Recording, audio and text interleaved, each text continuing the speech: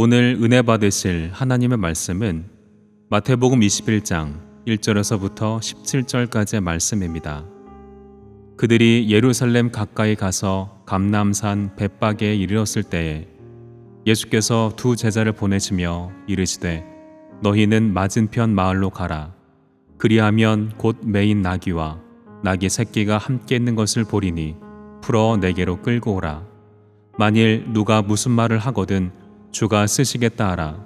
그리하면 즉시 보내리라 하시니 이는 선지자를 통하여 하신 말씀을 이루려 하심이라. 일러스되 시온의 딸에게 이르시기를 내 왕이 내게 임하나니 그는 겸손하여 나귀 곧 멍에 매는 짐승의 새끼를 탔도다 하라 하였느니라. 제자들이 가서 예수께서 명하신 대로 하여 나귀와 나귀 새끼를 끌고 와서 자기들의 겉옷을 그 위에 얹음에 예수께서 그 위에 타시니 무리의 대다수는 그들의 겉옷을 길에 펴고 다른 이들은 나뭇가지를 베어 길에 펴고 앞에서 가고 뒤에서 따르는 무리가 소리 높여 이르되 호산나 다윗의 자손이여 찬송하리로다. 주의 이름으로 오시는 이여 가장 높은 곳에서 호산나 하더라. 예수께서 예루살렘에 들어가시니 온 성이 소동하여 이르되 이는 누구냐 하거늘 무리가 이르되 갈릴리 나사렛에서 나온 선지자 예수라 하니라. 예수께서 성전에 들어가사 성전 안에서 매매하는 모든 사람들을 내쫓으시며 돈 바꾸는 사람들의 상과 비둘기 파는 사람들의 의자로 둘러엎으시고 그들에게 이르시되 기록된 바 내 집은 기도하는 집이라 일컬음을 받으리라 하였거늘 너희는 강도의 소굴을 만드는도다 하시니라. 맹인과 저는 자들이 성전에서 예수께 나오매 고쳐주시니 대제사장들과 서기관들이 예수께서 하시는 이상한 일과 또 성전에서 소리질러 호산나 다윗의 자손이여 하는 어린이들을 보고 노하여 예수께 말하되 그들이 하는 말을 듣느냐.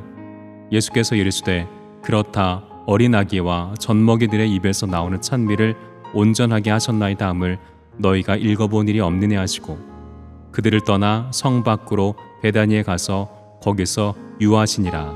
아멘.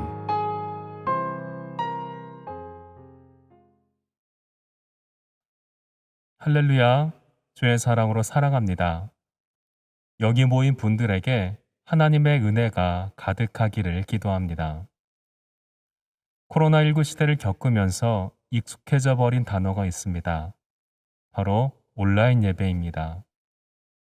코로나19가 시작될 때 우리 교회도 방역당국의 권고대로 온라인으로 예배를 드릴 수 있도록 환경을 만들었습니다. 이 어려움이 곧 끝나기를 바라며 시작했지만 이렇게 시작된 온라인 예배는 벌써 1년이 지나도록 드려지고 있습니다. 이 예배를 드린 지 몇 주 되지 않았을 때의 일입니다. 교회로 이렇게 물으신 분이 계셨습니다. 온라인으로 예배를 드리는 것이 교단의 교리에 맞는 것인지요? 이 질문에 대해 고민하며 저희는 이렇게 대답해 주었던 것 같습니다. 교단에서 교리를 만들 때는 통신 매체가 발달하기 훨씬 이전으로 지금의 환경을 예측할 수도 그리고 이 복잡한 상황을 파악할 수도 없었을 것입니다. 그래서 이 예배를 교리적인 측면으로 충분히 설명해 드리기 어려울 것 같다고 하였습니다. 다만 우리는 이 사회가 당면한 문제를 적극적으로 공감하고 이 사회가 발전시킨 통신기술 안에서 방역을 위해 정부에서 권고한 방법대로 최선을 다해 예배를 준비할 뿐이라고 말해 주었던 것 같습니다. 이렇게 코로나 시대에 더 부각된 온라인 예배는 전적으로 교회와 성도를 위해 고안되었다기보다는 감염병 예방을 위해 사회와 이웃을 위한 배려에 초점이 더 맞춰졌다고 볼 수 있을 것 같습니다. 그리고 우리나라에 잘 구성된 초고속 인터넷망과 서비스를 활용함으로써 기술적 어려움 없이 우리 생활에 자리 잡은 예배의 한 형태라고 볼 수 있을 것 같습니다. 그러나 전통적인 예배에서 익숙하게 느꼈던 부분을 느끼지 못하는 생소함과 이에 따른 불편함, 그리고 교회의 본질을 충족시키기 어려운 한계성 또한 따를 수밖에 없는 것 같습니다. 그래서 이 온라인 예배를 새로운 시대, 새 대안으로 보고 이 역량에만 집중하려는 교회의 움직임에 대해서는 전적으로 동의하기가 어렵지 않나 저는 생각합니다. 그럼 교회의 본질과 목적, 그리고 교회는 우리에게 어떤 유익을 줄 수 있는지 함께 살펴보고자 합니다. 오늘 본문에서는 예수님이 십자가에 달려 돌아가시기 위해 예루살렘에 입성하시기 전 이를 준비하는 모습이 나옵니다. 예수님은 베다니에 머물다가 감람산 부근에 있는 벳바게로 이동하셨지요. 먼저 베다니에 계실 때 우리는 마리아가 예수님께 향유를 부었음을 잘 알고 있습니다. 그리고 가룟 유다가 배신을 했음도 알고 있지요.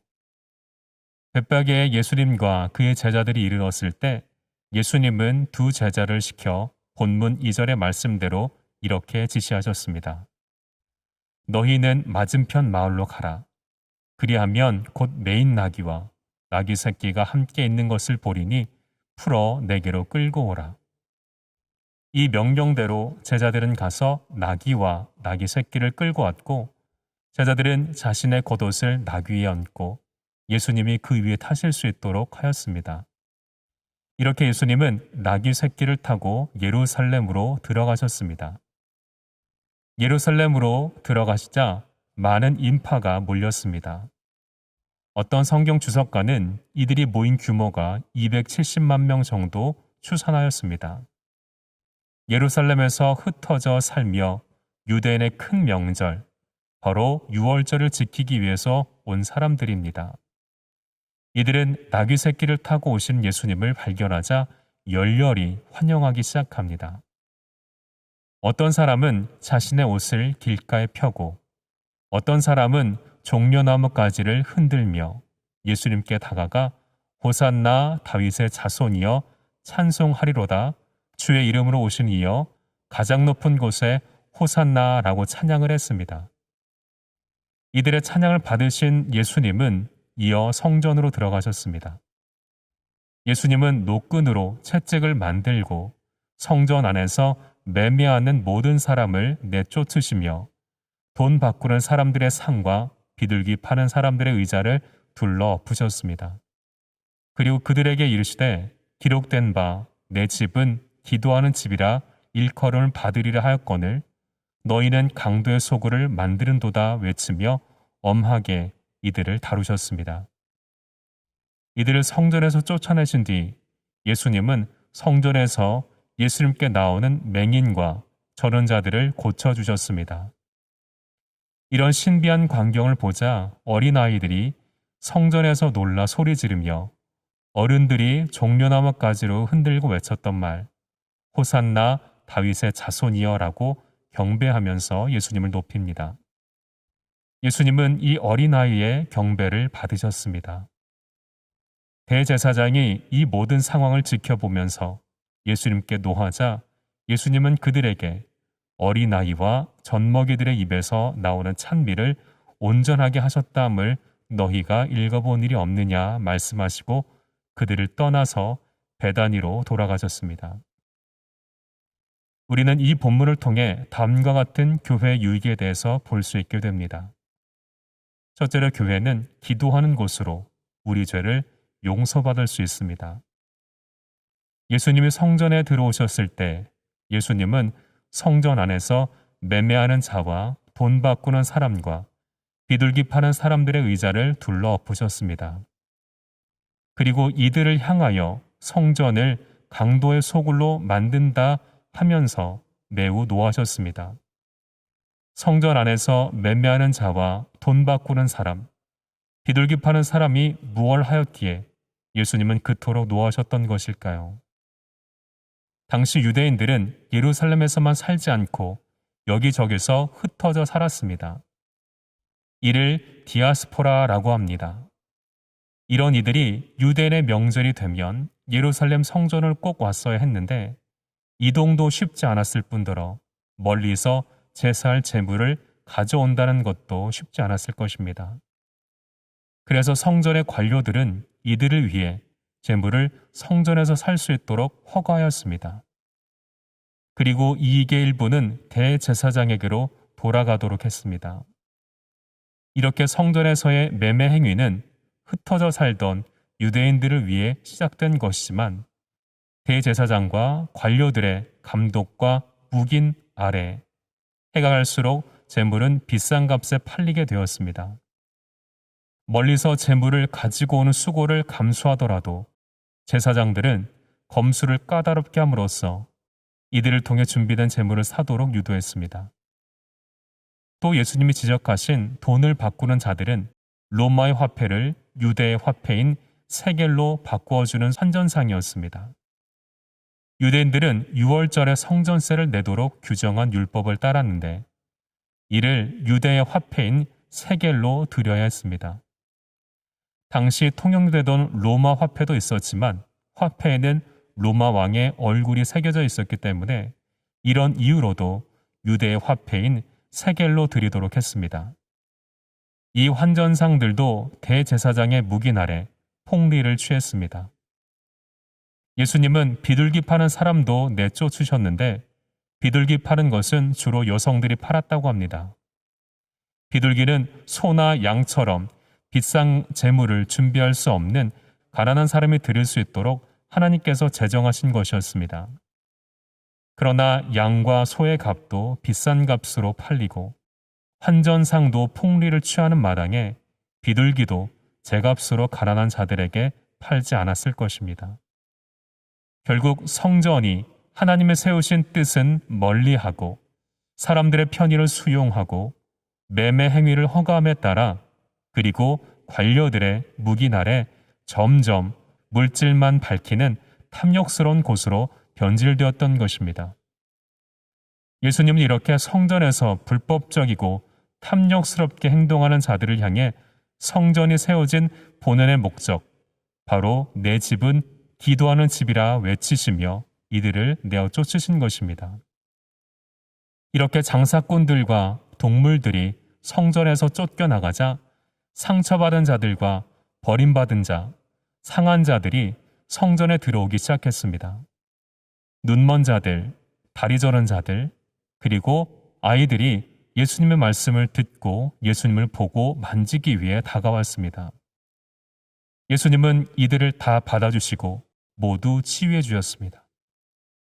이 기적을 본 아이들이 성전에서 주님을 진심으로 찬양하기 시작했습니다.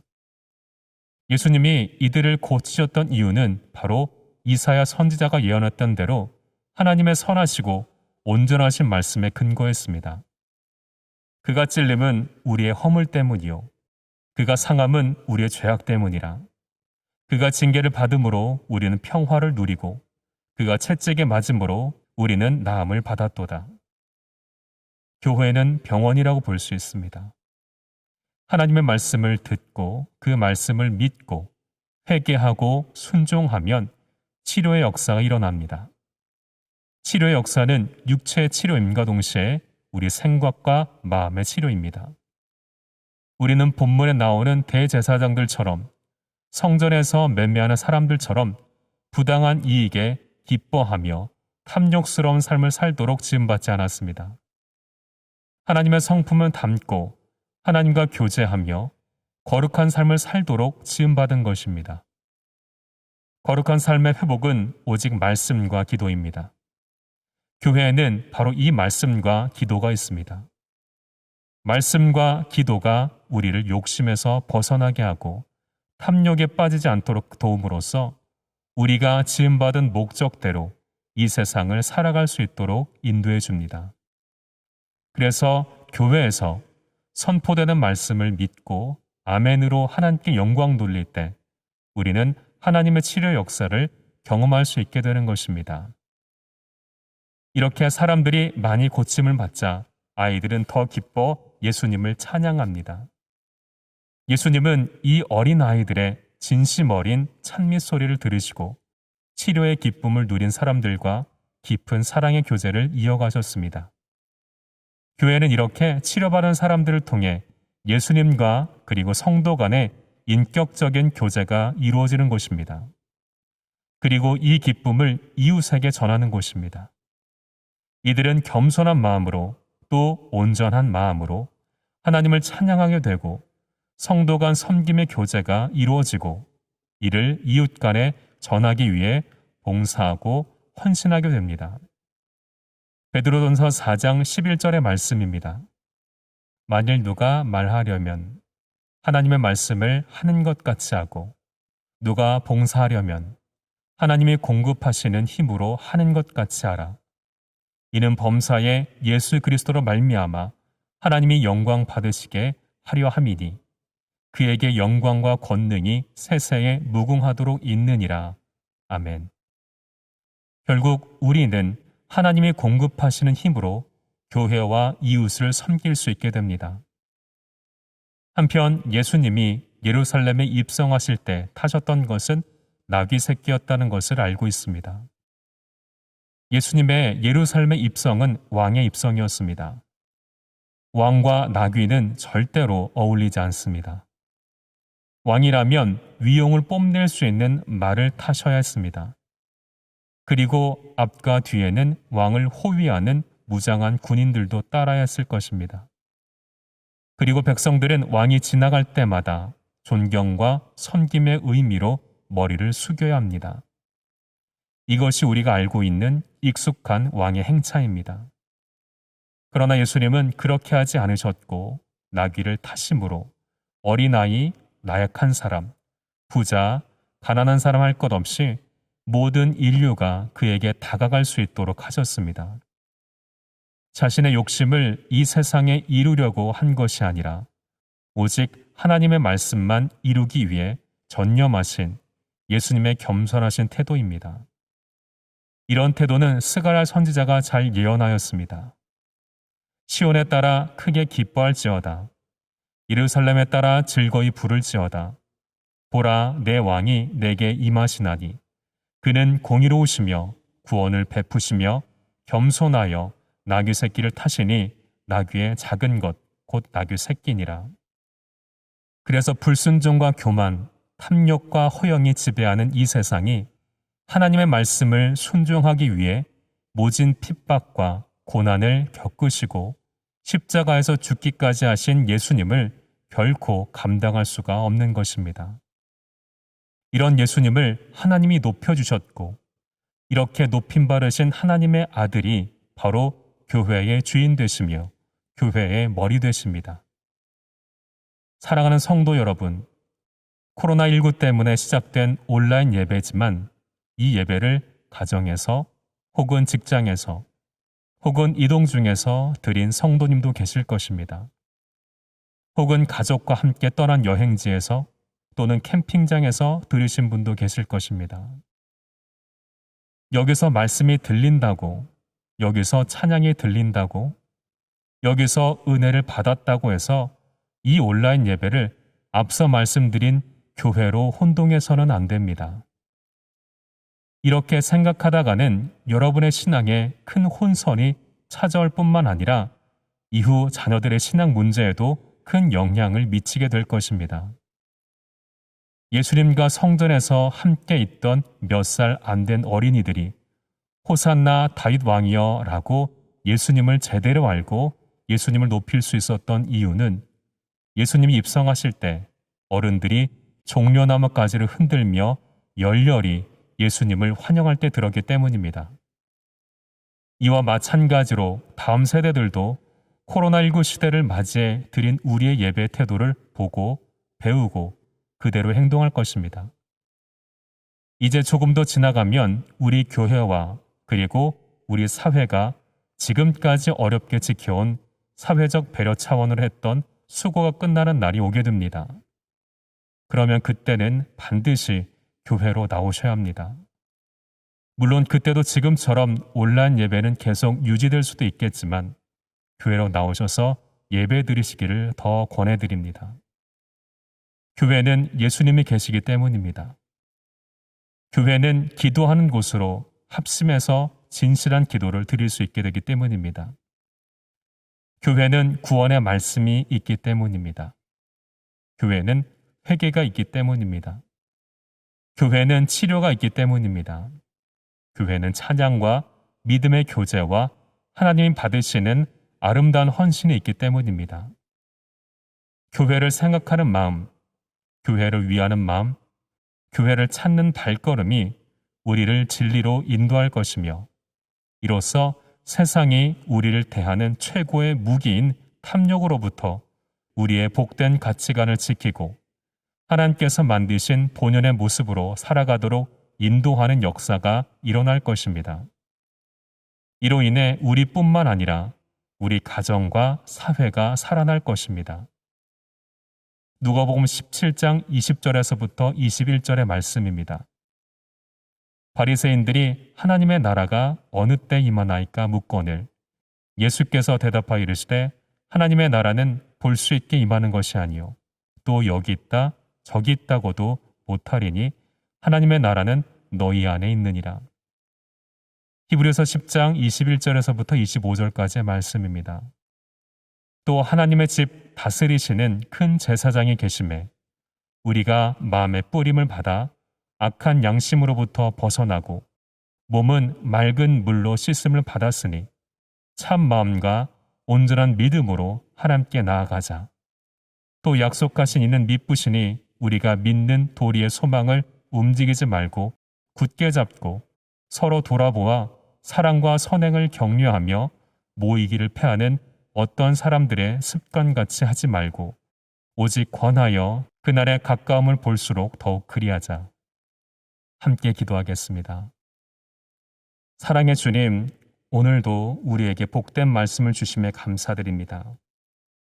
코로나19 예방을 위해 우리가 온라인 예배도 함께 드리고 있지만 감염병 문제가 해결된 뒤에는 꼭 교회로 나와 하나님께 영광 돌리는 예배 드릴 수 있도록 인도하여 주셨소서. 교회의 참된 의미를 알게 하시고 교회의 소중함도 지킬 수 있도록 인도하여 주셔서 우리가 날마다 하나님의 전을 사모하는 삶을 살게 하여 주시옵소서. 기도가 회복되고 말씀 읽는 생활이 회복되어 우리가 하나님의 신령한 것을 사모하는 삶을 살게 하여 주시옵소서. 우리가 하나님 세우신 교회를 더 사랑함으로 하나님의 사명을 잘 감당하는 우리 교회 되도록 인도하여 주시옵소서. 세우신 담임 목사님과 교육자들 또 직분자들과 함께하여 주셔서 복된 교회를 잘 세워가는 우리가 되도록 인도하여 주시옵소서. 예수님의 이름으로 감사하며 기도드렸습니다. 아멘. 다 같이 축복하는 시간 갖겠습니다.